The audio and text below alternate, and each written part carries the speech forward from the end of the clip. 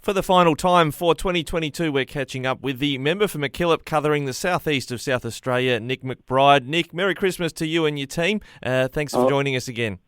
Always a pleasure, Ricky, and Merry Christmas to your team, and I hope you have a good well-earned break coming up. Now, my mind turns straight away to people enjoying the southeast of South Australia, particularly those that like, even from Western Victoria, like to get across and have a bit of a holiday at Robe and Beachport. Are you expecting an influx of tourists this year? Look, I think there'll be certainly a huge influx as we are accustomed to. I think the influx probably will be no less than any other years, although it will be interesting to see the type of weather we're going to be receiving over the Christmas New Year period, early summer weeks. So far that we haven't seen much of a summer.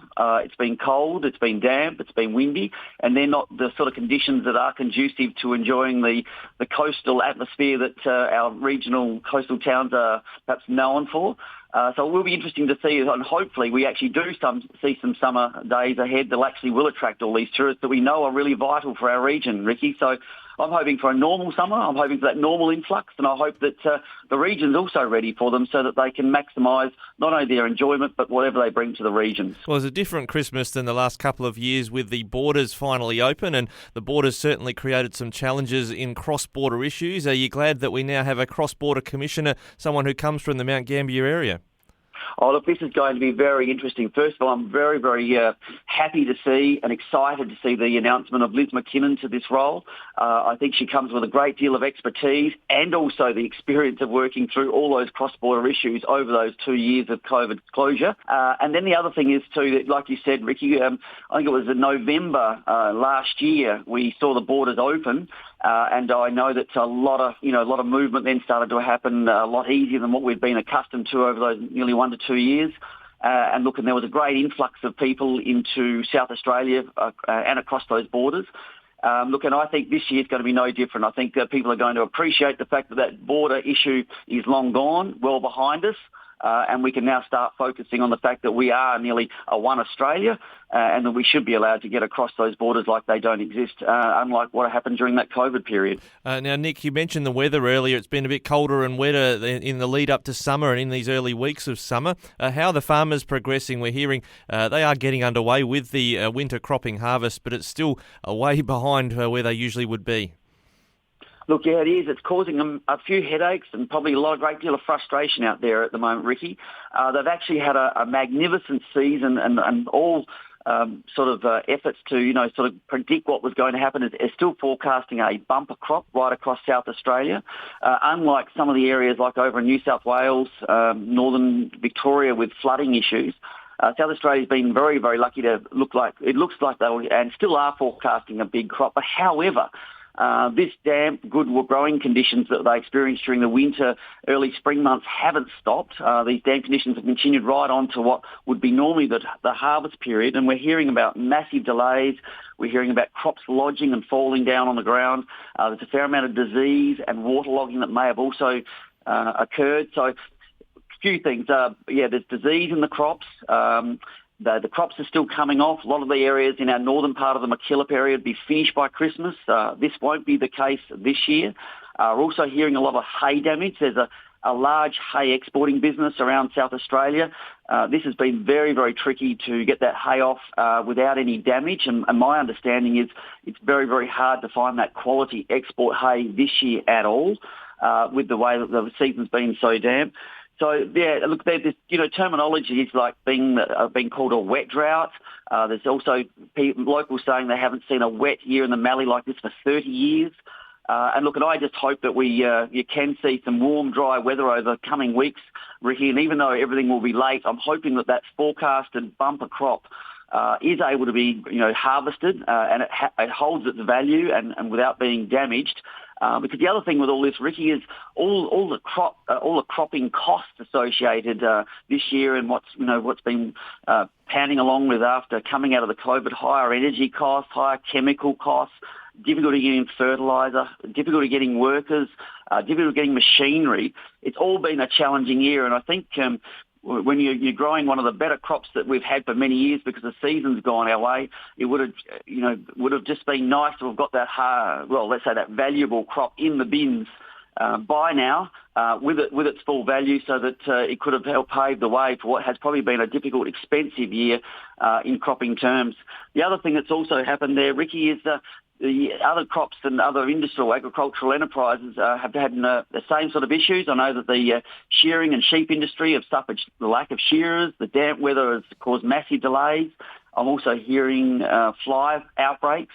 A lot of sheep are being shorn with a little bit of fly, or perhaps a lot of fly on them. So it's because everything's later, and those wet, humid, moist conditions we've been experiencing has been conducive to fly.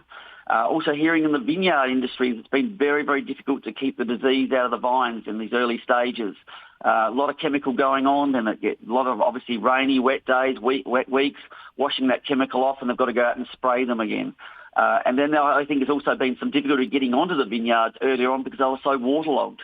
So it's been a tricky year, Ricky, and I think the fact that the Christmas is coming, a lot of the work hasn't been completed. There's a harvest that still will be going well and truly beyond Christmas and New Year. Will make it more difficult for those farmers and croppers to enjoy the Christmas like they might be accustomed to by having it all done and dusted. But look, I hope that everyone is able to balance that well over this Christmas break and realise that it's not all panning out as we'd like, but we have to make the best of whatever it is and maximise those opportunities and try and get the year finished and what could potentially still be a bumper crop into the silos. Yeah, well, it's certainly going to be a Christmas where we're going to have to spare a thought for some of our farmers who are going to be working right through it. Nick McBride is the member for Mackillop we're speaking with, and you mentioned waterlogging a couple of times. You do have the Lower Murray in your electorate from Tolm Bend downwards. There was recently a flood advice meeting down at Meningie. What are you hearing from the emergency services and in the local community about where things might go in the Lower Murray? Yes, I was at that meeting. It was well attended, Ricky. There would have been 200 or 300 people in the Meningie gymnasium. We had a large panel of expertise taking questions and fielding information to this gathering. There wasn't so many questions, actually. I have to say it's about 4 or 5, and I think that really goes well for the fact that the information that was passed on to that gathering was well considered. They believe they have it in hand. They believe that the flooding issues that we're seeing up further towards Renmark and beyond, let's say, Murray Bridge upstream are not going to affect the lower reaches as badly or perhaps even at all. It was certainly asked about any infrastructure or any flooding of houses in the lower lakes. The answers were no, we don't expect it. We were expecting the water to be able to flow through easily. It was acknowledged that if there was a problem with the flows and banking up, it would be due to tides, storm surges out at sea, not allowing the water to flow through the mouth, or the wind blowing the water back in the lakes. Look, and all predictions are that and management is saying we're getting rid of the water early. We're trying to make sure it continues to flow well, and they're not expecting any real flooding from downstream from Tolm Bend or perhaps even downstream from Murray Bridge. So that will be interesting to see. I hope that's the case. I hope that we can still use those ferries. Yeah, but look, it'll all be, the future will tell. On that one, on the ferries, we have chased information from the Department of Infrastructure and Transport on how long ferries will keep operating for. They're confident the Narung ferry will keep open, but the Tolm Bend and Wellington ferries they expect may close later in December. Is that in line with your expectations?